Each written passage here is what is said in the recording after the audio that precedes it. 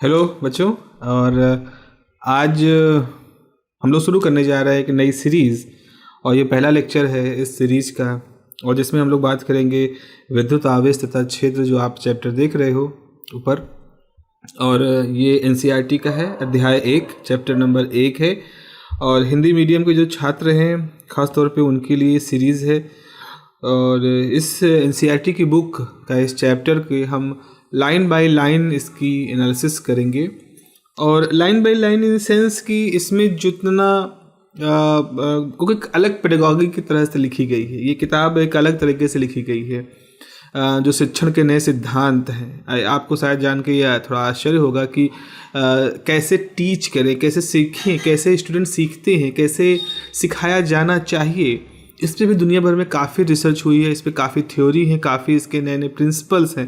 जैसे फिजिक्स के प्रिंसिपल है, केमिस्ट्री में प्रिंसिपल्स हैं, मैथमेटिक्स में प्रिंसिपल है। इसी प्रकार से how to teach, how a student learn, how a person learn, इस पर भी काफ़ी कुछ है, प्रिंसिपल है। तो ये किताब उसी तरह के तरीक़ों से लिखी गई है। तो इसमें कुछ ऐसी जगहें होंगी जिसको हम थोड़ा सा स्किप करेंगे, अदरवाइज हम इस चैप्टर की हर लाइन को कवर करेंगे। ओके, सो कहीं पर किसी हिस्से में अगर आपको डाउट है या किसी तरह का कोई प्रॉब्लम है तो आप कमेंट सेक्शन में इसको ज़रूर दीजिएगा। इस सेक्शन का आप बिल्कुल इस्तेमाल करिए, इसको ऐसे इस्तेमाल करिए कि ये आपके पास एक ऐसा टूल है जिस टूल के थ्रू आप हमसे जुड़ सकते हैं। चलिए शुरू करते हैं। तो हमारे पास चैप्टर का नाम है वैद्युत आवेश तथा क्षेत्र। तो हम बात करने वाले हैं विद्युत क्षेत्र वगैरह की। भूमिका पे सबसे पहले आते हैं। इसमें लिखा है, हम सभी को विशेषकर शुष्क मौसम में स्वेटर अथवा संश्लिष्ट वस्त्रों को शरीर से उतारते समय चट चट की ध्वनि सुनने या चिंगारियां देखने का अनुभव होगा। जाड़े में होता होगा, कम से कम चिड़चिड़ाहट की आवाज़ तो सुनी होगी ऊनी कपड़ों के साथ। महिलाओं के वस्त्रों जैसे पॉलिस्टर की साड़ी के साथ तो ऐसी घटना होना प्रायः अनिवार्य होता है, क्योंकि उसमें जो सूत के धागे होते हैं, पॉलिस्टर फैब्रिक होती है, उनके साथ ऐसा होता है। क्या आपने कभी इस परिघटना का स्पष्टीकरण खोजने का प्रयास किया है? नाउ, जो मैं कह रहा था कि ये किताब कुछ अलग तरीके से लिखी गई है, इसके कुछ अलग तरीके हैं।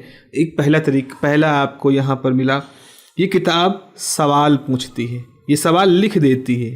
सामान्य रूप से जो सवाल हमारे दिमाग में उठते हैं या उठने चाहिए, ये किताब उन सवालों को लिख देती है। और यही अप्रोच होना चाहिए किसी भी चीज़ को सीखने का। ये जो सवाल पूछने का जो अप्रोच है, यही किसी विषय को सीखने का अप्रोच होता है। Without intense questioning you can't learn anything. आप सवाल पूछो, और ये किताब उस तरह के सवाल पूछती है और फिर उसके जवाब भी देती है। तो क्या आपने कभी इस परिघटना का स्पष्टीकरण खोजने का प्रयास किया है? सवाल पूछ रही है, क्या भाई कभी सोचा है कि ये जो चिड़चिड़ की आवाज़ होती है, चिंगारी जैसे निकलती है कपड़ों में, खासतौर पर जाड़े में या पॉलिस्टर वगैरह में, क्यों होता है ऐसा? तो विद्युत विसर्जन का एक अन्य सामान्य उदाहरण आकाश में गर्जन के साथ तड़ित का दिखाई देना है। बिजली चमकती हुई देखी है सबने।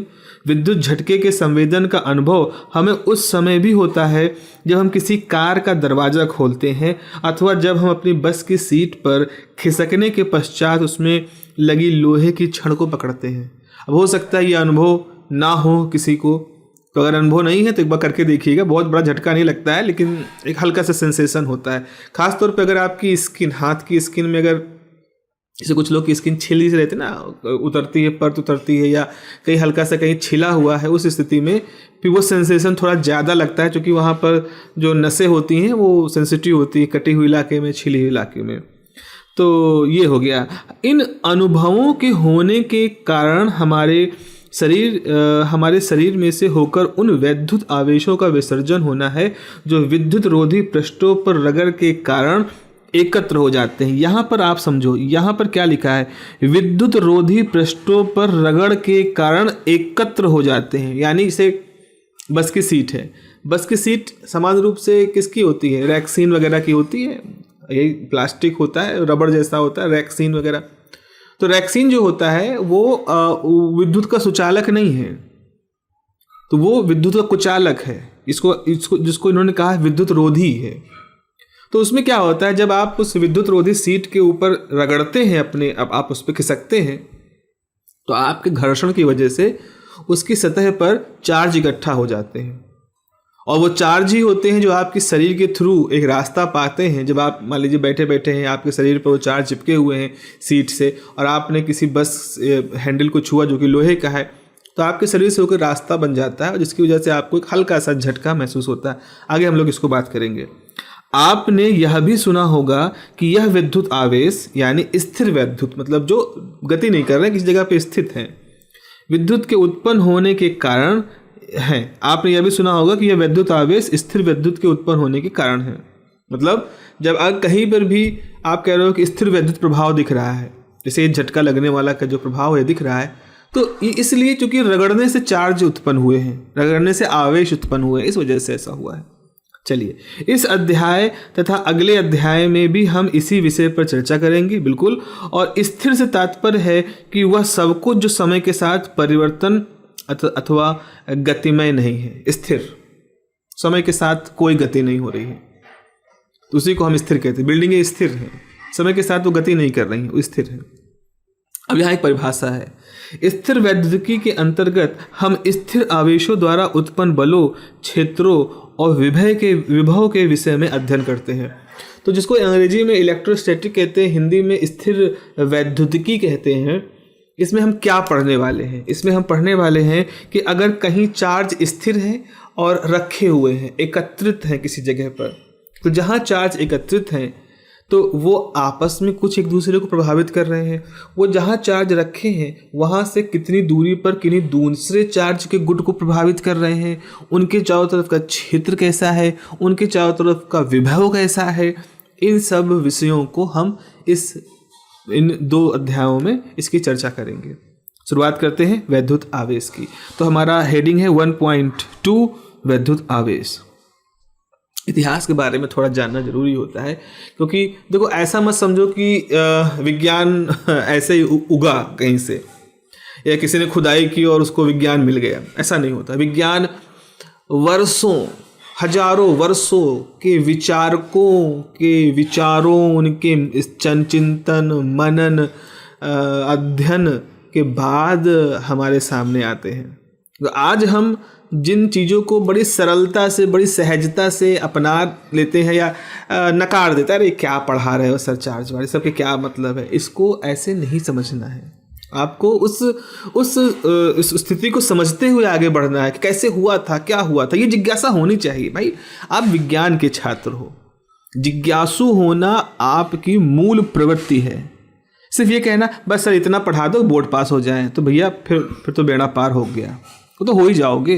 इतना पढ़ा दो सर कि नीट में सब हो जाए, इतना पढ़ा दो कि आप जेई में हो जाए। ये जो अप्रोच है ना, ये विज्ञान के छात्रों की अप्रोच नहीं है। क्या करोगे जाकर के तुम आईआईटी में तुम चले गए, मान लो तुम्हारा एडमिशन ये इनके प्रकार हो गया, तुमने सोचने की क्षमता कभी विकसित नहीं की। सोचना क्या होता है, what do you mean by thinking, you don't know. आपको मालूम ही नहीं है कि विचार करना क्या होता है, किसी विषय का विचार कैसे करते हैं। कोई कहता है थोड़ा थिंक करो, तो क्या थिंक करें, थिंकिंग कैसे की जाती है। तो आईआईटी में क्या बनाने वाले हैं, वो थिंकर बनाने वाले हैं, वो वैज्ञानिक बनाते हैं, वो अच्छे इंजीनियर बनाते हैं जो कि समस्या को समझ सके, उसको सोच सकें, उनकी थिंकिंग डेवलप हो सके। तो थिंकिंग डेवलप करना है और उसके लिए सिर्फ फार्मूला रटना या 1000-1500 क्वेश्चन सॉल्व करना हर चैप्टर में ज़रूरी नहीं होता। वो ज़रूरी भी नहीं है।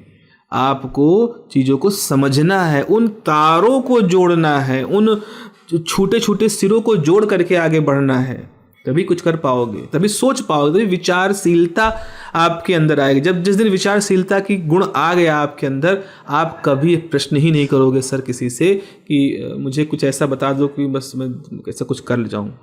यू विल गेट, आपको खुद वो भान होना शुरू हो जाएगा। ऐसे ही हमारा दिमाग काम करता है। ये कोई मैं अपनी थ्योरी नहीं बता रहा हूँ।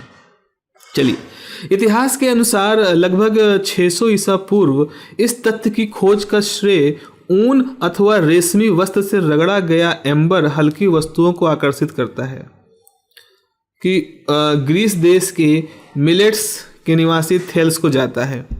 ये ईसा मसीह के पैदा होने से 600 साल पहले की घटना है। यूनान, ग्रीस जो देश हैं उस समय के, वहाँ के जो देश थे, उसमें जो मिलेट्स ऑफ थेल्स जो हैं, उनको उनको श्रेय दिया जाता है कि किस तरह से यूनान में विज्ञान का प्रादुर्भाव हुआ, किस तरह से यूनानी सभ्यता में विज्ञान आया। यूनानी सभ्यता के बारे में आप लोगों ने पढ़ा है, इतिहास में पढ़ा है कि उसमें कई सारे वास्तुकला, दर्शन, न्याय व्यवस्था, न्याय दंड संहिता, ऐसे बहुत सारे विषय हैं जिसको यूनान और ग्रीस, ये जो देश हैं, यहाँ विकसित हुए हैं। विज्ञान का भी एक बड़ा अंग उन विचारकों, उस देश के विचारकों ने डेवलप किया। तो मिलेट्स, थेल्स ऑफ मिलेट्स जो थे, उन्होंने ये जान लिया था कि जैसे अगर हम ऊन है या रेशमी वस्त्र है, उनके साथ एम्बर को रगड़ें तो उसमें कुछ ऐसा गुण आ जाता है कि वो हल्की वस्तुओं को आकर्षित करता है। अच्छा, एम्बर क्या होता है?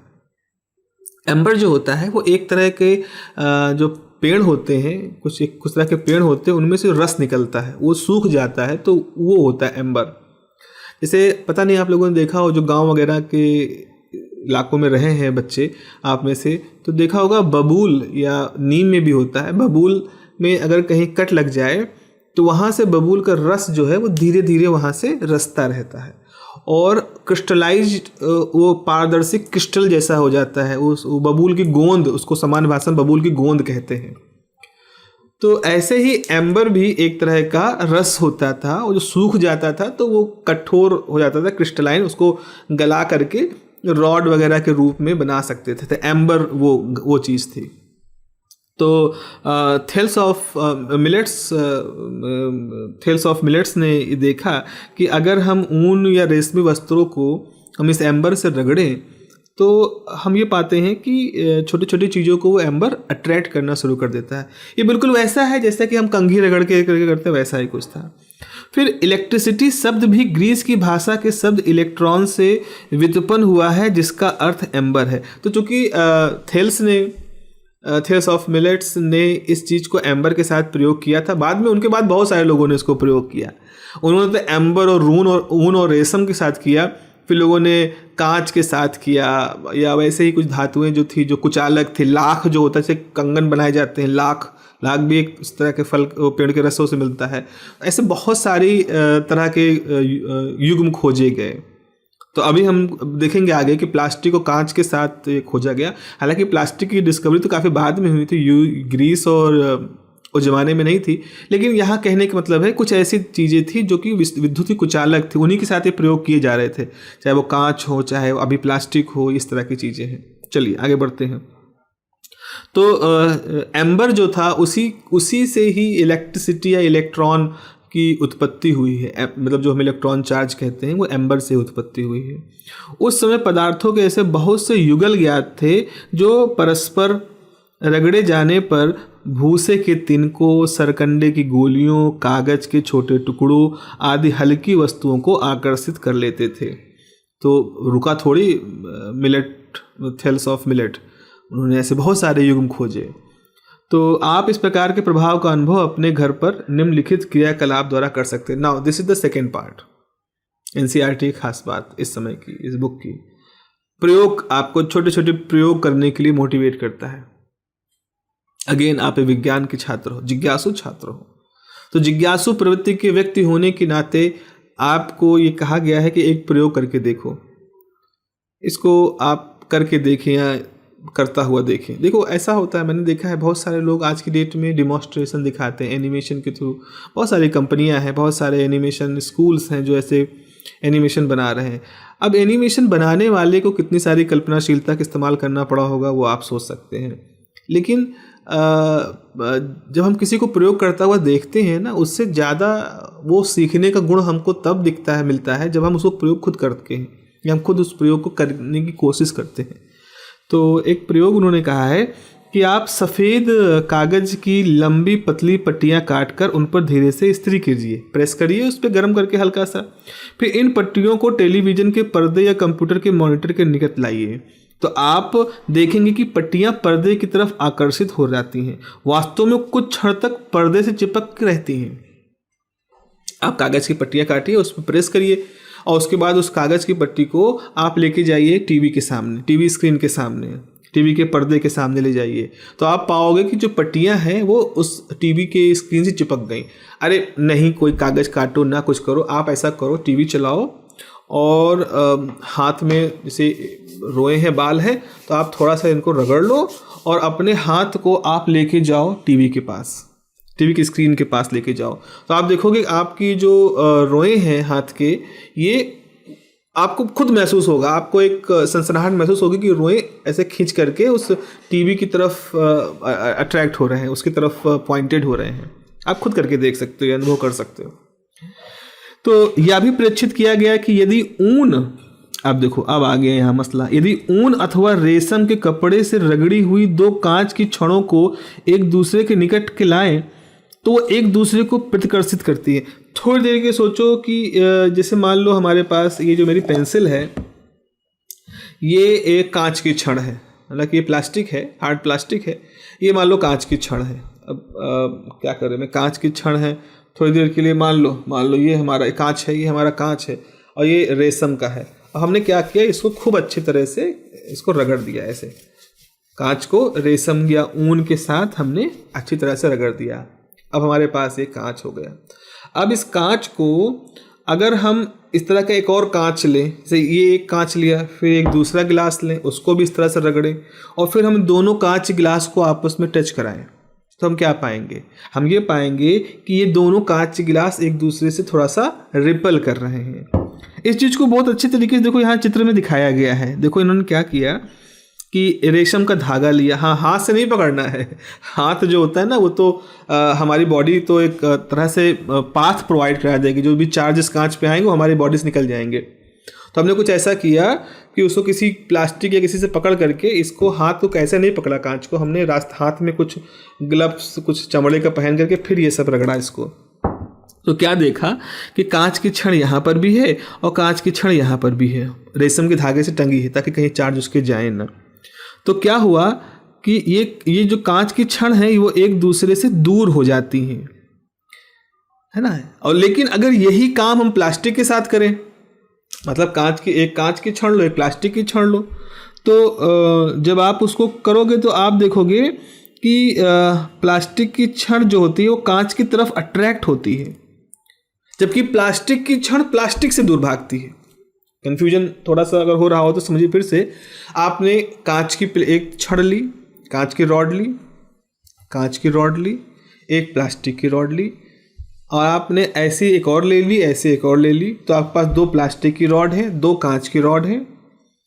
तो कांच की रॉड को आपने ऊन से रगड़ा, एक दूसरी कांच की रॉड को ऊन से रगड़ा, एक को लटका दिया, दूसरे को उसके पास लाए, तो दोनों दूसरे से दूर भाग गई। कांच एक दूसरे से दूर भागा। प्लास्टिक को लिया, प्लास्टिक को हवा में टांग दिया रेशम के धागे से प्लास्टिक ले गया, दूर भागा। लेकिन जब प्लास्टिक को कांच को एक दूसरे की तरफ लाए तो एक दूसरी तरफ अट्रैक्ट हुए। ये तो प्रयोग हम कांच प्लास्टिक कर रहे हैं, ये ऐसे ही इस तरह के प्रयोग मिलेस ने किए थे, थेल्स ऑफ मिलेस ने किए थे। तो क्या आप देखते हो कि जो कांच की, देखो यहाँ कांच की छड़ों को एक दूसरे के निकट लाएं तो वो एक दूसरे को प्रतिकर्षित करती हैं, दूर भेजती हैं। ऊन की वो लड़ियां अथवा रेशम के कपड़ों के वो टुकड़े जिनमें इन छड़ों को रगड़ा गया था वो भी परस्पर एक दूसरे को प्रतिकर्षित करते हैं, लेकिन कांच की छड़ तथा ऊन एक दूसरे को आकर्षित करते हैं। मतलब जैसे ये इससे हमने कांच को रगड़ा था, ठीक है, और ये है हमारी प्लास्टिक। तो हम क्या देख रहे हैं कि जिस पे हमने कांच को रगड़ा था वो रेशम का कपड़ा, और जो ये प्लास्टिक था जिसको हमने किसी और चीज़ से रगड़ा था, इन दोनों को लेके आते हैं तो ये दोनों एक दूसरे को प्रतिकर्षित करते हैं। जबकि हम वो कपड़ा जिससे हमने इस प्लास्टिक को रगड़ा है उसको लेके आएंगे तो आकर्षित करेंगे। अभी ये सारे प्रयोग आप थोड़ा सोचने का प्रयास करो, यहाँ पर ये इस तरह से कुछ हो रहे हैं। हमारे पास क्या है, हमारे पास चार चीज़ें हैं, प्लास्टिक की रॉड, कांच की रॉड, प्लास्टिक पर रगड़ने के लिए रेशम का टुकड़ा, कांच पर रगड़ने के लिए ऊन का टुकड़ा। तो ऊन, रेशम, प्लास्टिक और कांच, ये चीज़ें हैं। प्लास्टिक को रगड़ा, कांच को हमने ऊन से रगड़ा, फिर इन दोनों को पास लाए, अट्रैक्ट कर लिया, अट्रैक्शन हो गया, ठीक है। उसके बाद अगर हम इन कपड़ों को पास में लाएंगे तो इनमें भी अट्रैक्शन होगा। तो ये क्या बताना चाह रहे हैं? हम ये बताना चाह रहे हैं अल्टीमेटली कि अगर हम जब इस तरह से इस प्लास्टिक को, इस कपड़े को रगड़ते हैं तो इस रगड़न के दौरान क्या होता है, इसमें से कुछ चार्ज, आवेश यहाँ से यहाँ पर स्थानांतरित हो जाते हैं, ट्रांसफ़र हो जाता है। अभी वो लोग आगे बात करेंगे। तो अगर इस पर चार्ज आ गए रगड़ने के दौरान तो यहाँ पर चार्ज की अधिकता हो गई, यहाँ पर चार्ज की कमी हो गई। तो इसमें अधिकता है, इसमें कमी है। अब अगर जब भी इन दोनों को पास लाओगे तो ये अधिकता और कमी की वजह से एक दूसरे को एक दूसरे की तरफ अट्रैक्ट होंगे, ताकि ये अपना जो भी लिया दिया था वो सब बैलेंस कर पाए, है ना। तो इसी तरह से क्या हुआ कि अगर इसको रगड़ा, इस पे नेगेटिव चार्ज आ गए तो यानी कि इस कपड़े पे पॉजिटिव चार्ज आ गए होंगे। अगर इस पॉजिटिव चार्ज को हम एक ऐसे कपड़े के पास ले जाएं जिस पे नेगेटिव चार्ज थे तो वो दोनों दूसरे को अट्रैक्ट करेंगे। सीधी सी बात है, ये तो पूर्व अनुभव है हम लोग का ना। भी इस चैप्टर को पढ़े इससे पहले में मालूम है कि सेम चार्ज एक दूसरे को रिपल करते हैं, अपोजिट चार्ज एक दूसरे को अट्रैक्ट करते हैं। ये मालूम तो है हमें पहले से ही, पुरानी क्लासेस की जानकारी हमको पहले से दे दी गई है, सब की 9th 10th में ये सब है फिजिक्स में आपके। तो आप देखिए यहाँ पर वही सारी चीज़ें यहाँ लिख रहे हैं। इसी प्रकार बिल्ली की समूर से रगड़ी हुई दो प्लास्टिक की छड़ें एक दूसरे को प्रतिकर्षित करती हैं। बिल्ली की फर ले लिया, बिल्ली की खाल, मरी हुई बिल्ली की खाल ले ली, या जिंदा बिल्ली भी हो, कोई दिक्कत नहीं है, उसमें प्लास्टिक रगड़ दो प्लास्टिक रगड़ोगे तो दोनों प्लास्टिक दूसरे को रिपल करेंगे, प्रतिकर्षित करेंगे। चित्र 11.B ये वाला चित्र है जो ये दिखा रहा है बिल्ली वाले मामले को। लेकिन समूर को आकर्षित करेंगे, लेकिन वो प्लास्टिक जो है वो बिल्ली के फर को अट्रैक्ट करेगी। यानी वो प्लास्टिक लेके जाओगे बिल्ली के फर पे तो बिल्ली के जो फर है, बिल्ली की जो खाल है, उसमें रोए जो होंगे उसको ऐसे खड़े हो जाएंगे इसकी तरफ। होगा तो देखना कभी, बिल्ली क्या कुत्ते के साथ भी कर सकते हो, बिल्ली ऐसा नहीं कोई उसमें वो है। इसके विपरीत प्लास्टिक की छड़ें कांच की छड़ों को आकर्षित करती है। अरे भैया यही तो बताया ना, प्लास्टिक की जो छड़ है वो कांच की छड़ को आकर्षित कर रही है। तथा सिल्क या ऊन जिससे कांच को रगड़ा गया था उसको प्रतिकर्षित करती है। तो कांच की छड़ समूर को प्रतिकर्षित करती है। वही सारी चीजें। यदि समूर से रगड़ी हुई किसी प्लास्टिक की छड़ को रेशम या नायलॉन के धागे से लटकी हुई दो सरगंडे की गोली, जिसको हम पॉलीस्टीरीन की गोलियां भी उपयोग कर सकते हैं, से स्पर्श करा दें तो ये गोलियां एक दूसरे को प्रतिकर्षित करती हैं। उसी प्रयोग को अब उन्होंने पॉलीस्टीरीन की गोलियों के ऊपर अप्लाई कर दिया। अब ये जो हिस्सा है इसको हम स्किप कर सकते हैं। इसमें जुड़े हुए कई सारे वीडियो हैं जो YouTube पे अवेलेबल होंगे और आप उनको देख सकते हैं। बहुत सारे लोग हैं जिस पर डिमॉन्स्ट्रेशन किए हैं। एक बार जब आप समझ जाओ चीज़ों को, देखो डिमॉन्स्ट्रेशन तब देखो जब आप जो समझ चुके हो और आपने उसको अपने दिमाग में 90% उसकी छवि आपके दिमाग में बन चुकी है, तब आप प्रयोग डिमॉन्स्ट्रेशन को देखो। उस समय डिमॉन्स्ट्रेशन को देखोगे तो आप शायद कुछ बारीकियां उसमें समझ जाओ जो शायद आपकी विजुअलाइजेशन से छूट रहा हो। Otherwise all kind of demonstration are just a mean of entertainment. I can show you the research done on this topic कि क्या सच में जो डिमॉन्स्ट्रेशन होते हैं ये लर्निंग को बढ़ाते हैं। तो रिसर्च ये कहती है ये हो सकता है आपका रिटेंशन बढ़ा दें। आप अगर ऑन स्क्रीन देख रहे हो तो आप किसी वीडियो को अगर जनरली आप 10 सेकंड 15 सेकंड 50 सेकंड देखते हो तो उसमें कोई डिमॉन्स्ट्रेशन कर रहा हो तो आप उसको हो सकता है 1 मिनट 2 मिनट देख लो।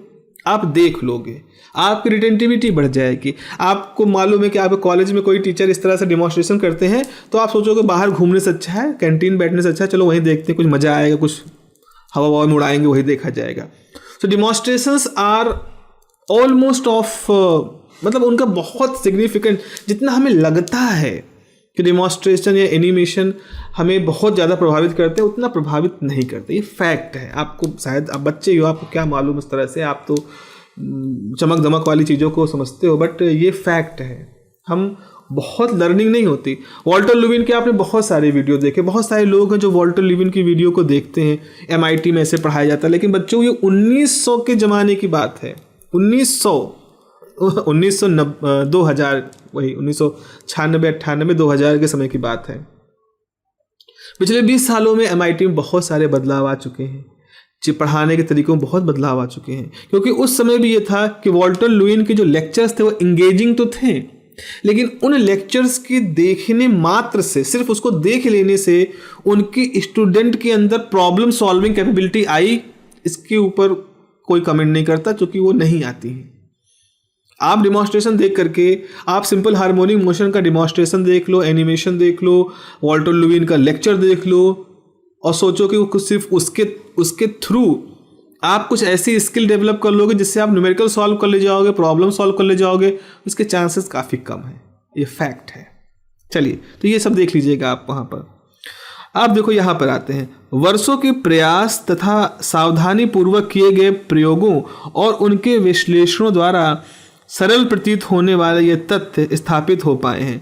तो ये जो हमने बिल्ली के फर से रगड़ा और कांच अट्रैक्ट किया, प्लास्टिक रिपेल किया, कांच प्लास्टिक अट्रैक्ट किया, प्लास्टिक रिपेल किया, कांच रिपेल किया, एम्बर, इस तरह से चीज़ें जो थी, इसको कई सालों तक लोगों ने प्रयोग में किया, बहुत सालों तक इसको प्रयोग किया, तब जाकर के ये तथ्य स्थापित हो पाए।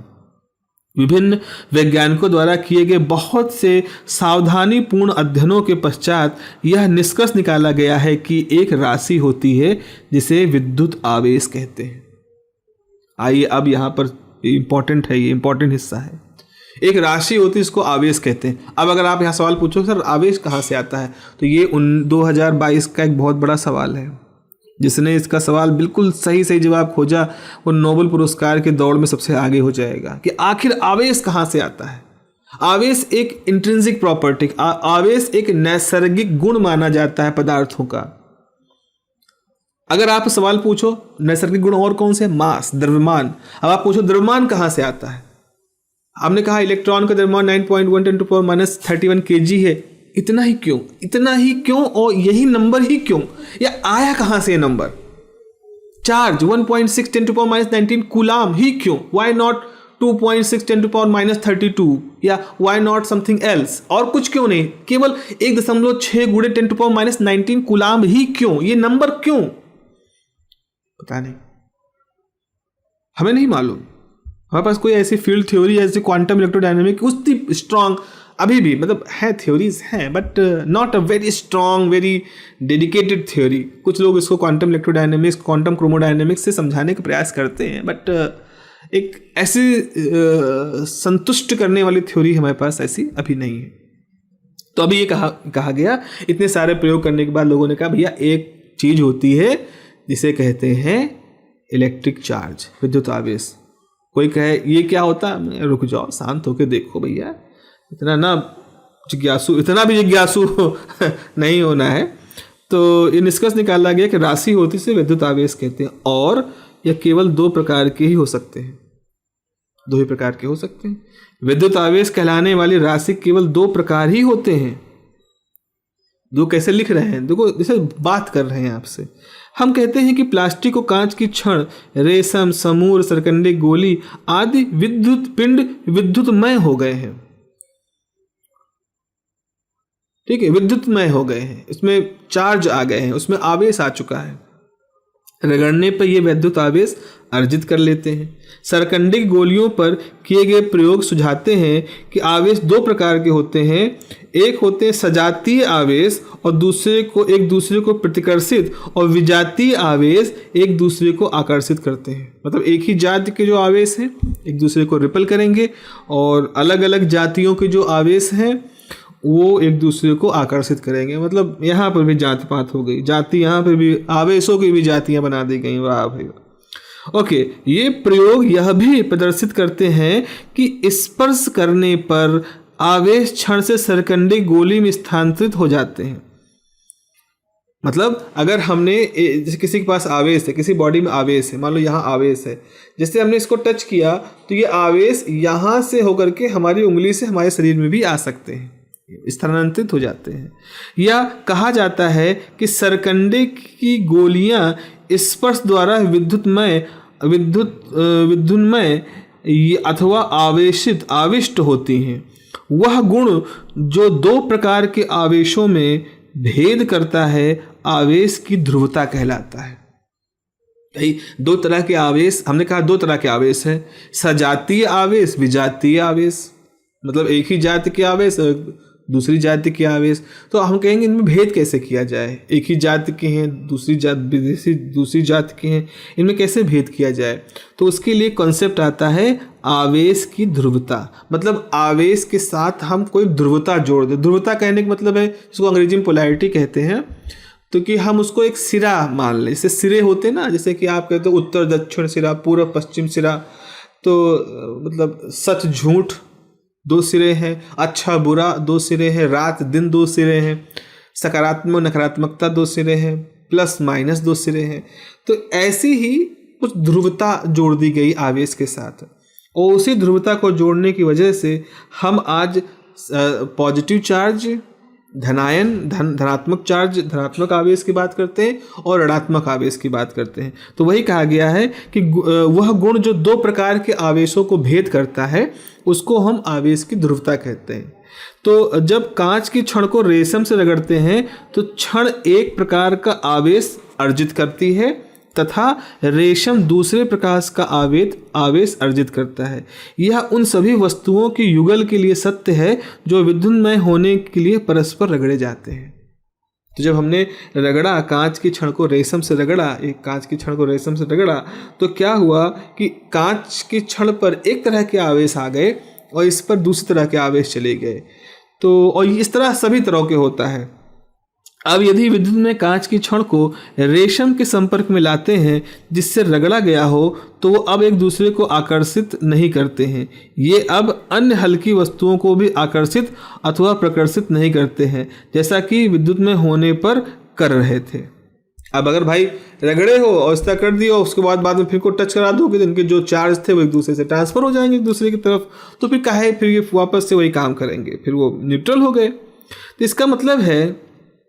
इसका मतलब क्या हुआ? इस प्रकार रगड़ने के पश्चात वस्तुओं द्वारा अर्जित आवेश आवेशित वस्तुओं को एक दूसरे के संपर्क में लाने पर लुप्त हो जाते हैं। आपने रगड़ा और हटा लिया, इस पर माइनस चार्ज आ गया, मान लो इस पर प्लस चार्ज आ गया सपोज, फिर हमने इनको टच करा दिया, ऐसे कर दिया, तो क्या हुआ? जो इन्होंने लिया दिया था वो सब हिसाब किताब फिर बराबर कर लिया, फिर से ये बिना आवेश का हो गया, ये भी बिना आवेश का हो गया। तो जब आपने इसको रगड़ के कांच या कहीं और टच कराया, कागज के टुकड़ों पर देखा तो ये खींच रहा था, अट्रैक्ट कर रहा था, लेकिन जैसे आपने इसको संपर्क में रखा, इन्होंने चार्जों का आदान प्रदान करके सारे चार्ज लुप्त हो गए और हम फिर वैसी स्थिति में आ गए। तो इन प्रेक्षणों से आप क्या निष्कर्ष निकाल सकते हैं? देखो फिर क्वेश्चन पूछ रहे हैं, आप क्या निष्कर्ष निकाल सकते हैं? यह तो केवल इतना बताना है कि वस्तुओं द्वारा अर्जित विजातीय आवेश एक दूसरे के प्रभाव को निष्फल कर देते हैं, है ना भाई? ये इससे आप क्या बताना चाह रहे हो? अब भाई आपने कहा रेशम हो, इसको रगड़ा और फिर छुआ दिया तो फिर गायब हो गए, इससे क्या बता रहे हो? कौन सा तुम्हें आपने कद्दूम तीर मार लिया? ये तो यही बता रहे हैं कि आपने चार्ज पहले अलग अलग की और बाद में फिर टच करा के उसको एक ही साथ में उसको हिसाब उनको न्यूट्रलाइज कर दिया, विद्युत आवेश खत्म कर दिए। अब इसीलिए अमेरिकी वैज्ञानिक बेंजामिन फ्रैंकलिन ने आवेशों को धनात्मक अथवा ऋणात्मक कहा। तो उन्होंने कहा कि अब ऐसे इसको समझाओ कि जब आप रगड़ते हो कांच को रेशम से, तो आप कहोगे कि कांच पर धनात्मक आवेश आ गए, रेशम के कपड़े पर ऋणात्मक आवेश आ गए। आप ये कहना शुरू करा जाए, इस तरह से हम नामकरण करें, और ये काम करते हैं बेंजामिन फ्रैंकलिन। हम जानते हैं कि जब हम किसी धनात्मक संख्या को उसी परिमाण की ऋणात्मक संख्या से जोड़ते हैं तो योगफल शून्य होता है। बिल्कुल भाई, अगर आपने +2 और -2 कर दिया, +2 और -2 को जोड़ दिया, ऐसा करो, ये है +2 और इसमें आप जोड़ दो -2, तो कितना आएगा? 0। तो ये तो कह रहे हैं कि जब धनात्मक संख्या को उसी परिमाण की ऋणात्मक संख्या से जोड़ते हैं तो योगफल 0 होता है। बिल्कुल होता है। आवेशों को धनात्मक तथा ऋणात्मक नाम देने के पीछे भी यही तर्क रहा होगा। बेंजामिन फ्रैंकलिन के ज़माने की बात है। परिपाटी के अनुसार, परिपाटियाँ मतलब जो प्रचलन में चला आ रहा है, जिसको हमारे पूर्वजों ने, हमारे बड़े वैज्ञानिकों ने माना, परिपाटी के हिसाब से हम क्या कहते हैं? परिपाटी के हिसाब से कांच की छड़ या बिल्ली के समूर पर आवेश धनात्मक कहलाता है और प्लास्टिक की छड़ या रेशम पे आवेश ऋणात्मक कहलाता है। ये परिपाटी है हमारी। अब परिपाटी क्या अब मैं तो ये नहीं कहूँगा कि इस परिपाटी को बदल दो, भाई इसमें कोई बुराई नहीं है, एक प्लस चार्ज एक माइनस चार्ज मानना था। बेंजामिन फ्रैंकलिन ने कहा कि ठीक है, कांच पे जो चार्ज आ रहे हैं वो प्लस हो जाए मान लिए जाए, प्लास्टिक पे जो चार्ज आ रहे हैं वो माइनस हो लिए मान लिए जाए। अब इसमें कोई कहे कि बेंजामिन फ्रैंकलिन ने प्लास्टिक को क्यों नहीं माना कि प्लस चार्ज हो, और कांच पे क्यों नहीं माना माइनस चार्ज। मान लो मान लेते, मान लो वो मान लेते यही काम, तो आज की डेट में हम ये बहस कर रहे होते फिर कि प्लास्टिक पे बेंजामिन ने प्लस क्यों माना, कांच पे क्यों नहीं माना। तो इसका मतलब है कि इससे हमें कोई मतलब ही नहीं है। भाई किसी ने वैज्ञानिक था, वो वैज्ञानिक थे, उन्होंने उनकी दिमाग की उपज थी, भाई वो जो कह रहे हैं वही कहेंगे। आपके पिताजी ने आपका जो नाम रखा वही आपका नाम है, दुनिया कुछ भी कहे, भाई आप लड़के हैं उनकी मर्जी, वो जो रखे आपका नाम, किसी को उसमें क्या आपत्ति होनी चाहिए। बेंजामिन ने भी यही किया। तो परिपाटी के अनुसार कांच की छड़ या बिल्ली के समूह पर आवेश धनात्मक कहलाता है और प्लास्टिक छड़ या रेशम पर आवेश ऋणात्मक कहलाता है। जब किसी वस्तु पर कोई आवेश होता है तो वह वस्तु विद्युन्मय अथवा आवेशित कही जाती है। जब उस पर कोई आवेश नहीं होता तो उसे अनावेशित कहते हैं। ठीक है, एग्री, कोई दिक्कत नहीं।